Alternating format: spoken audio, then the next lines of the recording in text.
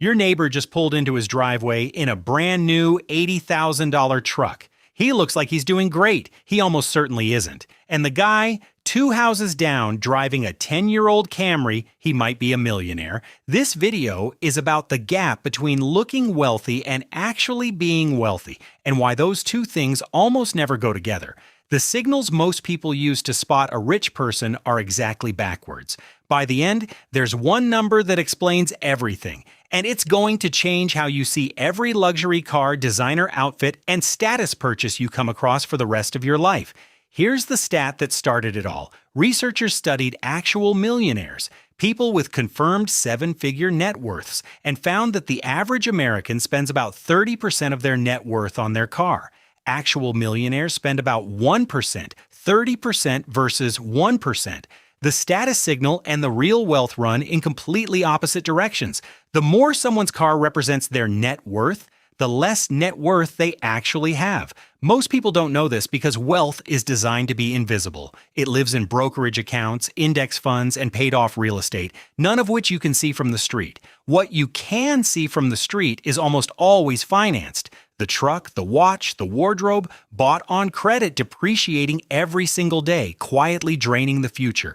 And that's the real trick. The things that look like wealth are the exact opposite of how wealth is built. Status is purchased. Wealth is accumulated. They compete for the same dollars. Now here's where it gets specific, because most people don't realize how fast a car destroys value. A brand new car loses about 20% of its value in the very first year. By year 5, 60% of its value is gone. On a $45,000 car, that means roughly $27,000 of value evaporates in 5 years. That's not a car payment. That's a wealth destruction event dressed up in leather seats. And yet, 37% of actual millionaires buy used. They already know what the depreciation curve looks like, and they're not interested in paying someone else's first-year loss. The millionaires who do buy new simply keep the car for a decade or more. They don't rebuy status every few years. They're not performing wealth for anyone. They're building it. So here's the question that changes everything. What happens to the money if it doesn't go toward the image? What if the payment on that luxury car went into investments instead, every single month, for 30 years? The average luxury car payment runs about $700 a month. That's a real number millions of people are writing every month for a vehicle that's losing value while they sleep. Now take that same $700 a month, invest it consistently, and let a 7% annual return do its work over 30 years. The result is $853,980, almost $900,000 from one car payment. The vehicle depreciates to scrap. The investment becomes generational, same dollars, completely different destination. Now zoom out a little. A lot of people don't just spend on cars, and they spend on the whole look.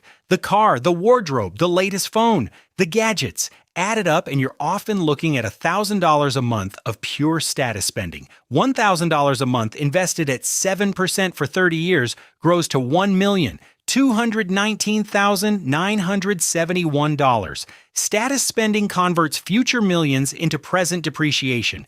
This is the core trade-off that most people never see clearly. The broke-looking rich person converts future millions into things that decay.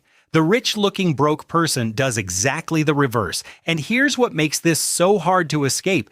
The psychology runs deep. Humans are wired to signal status. It's not stupidity. It's biology. Every ad, every car commercial, every influencer is feeding that wiring on purpose. The luxury brands know something most consumers don't.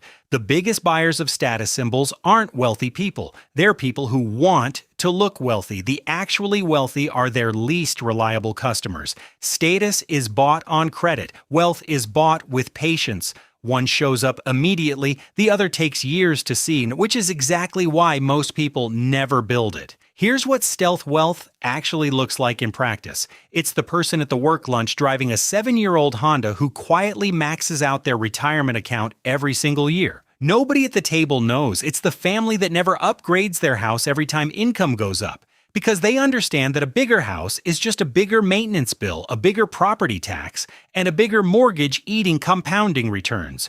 Wealth doesn't announce itself. It doesn't need to. That's the thing about money that's actually working. It's busy compounding somewhere quietly, not sitting in a driveway losing value. Now here's the midpoint question that most people never ask. If you took every dollar you currently spend on looking successful and redirected it, how long before you actually were successful? For a lot of people, the answer is 15 to 20 years. That's not a long time. That's not a sacrifice. That's just choosing a different channel for the same dollars. The dollars are already leaving, and the only question is where they land. And the research is consistent on this.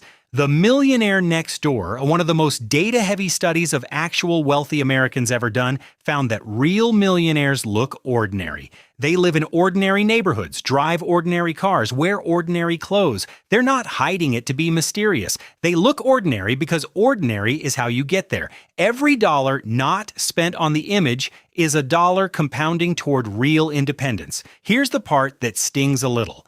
The person driving the luxury car to the office and the one everyone assumes is killing it financially is often the one who can't afford to miss a single paycheck. The image requires constant feeding. The person in the used car might be a single bad month away from being completely fine because they've built a cushion and then a portfolio and then something that works whether they show up to the office or not. If you have money in a savings account, earning almost nothing while your car payment drains $700 a month, the math is already working against you, quietly, invisibly, every single month. The real reason wealthy people don't buy new luxury cars every 3 years isn't that they can't afford it, it's that they understand what that decision actually costs, and they've done the math on what that money becomes instead. There's a version of this choice available to almost anyone with a steady income. Not easy. The social pressure to perform status is real and relentless, but available. The math doesn't care how the car looks. So here's where it lands. You can look rich, or you can be rich, with the same income, the same neighborhood, the same job, almost never both. The dollars are going one place or the other. The neighbor in the $80,000 truck is telling you something. Just not what he thinks he's telling you. He's showing you where his future went, and the guy in the 10-year-old Camry just might be showing you where his is going.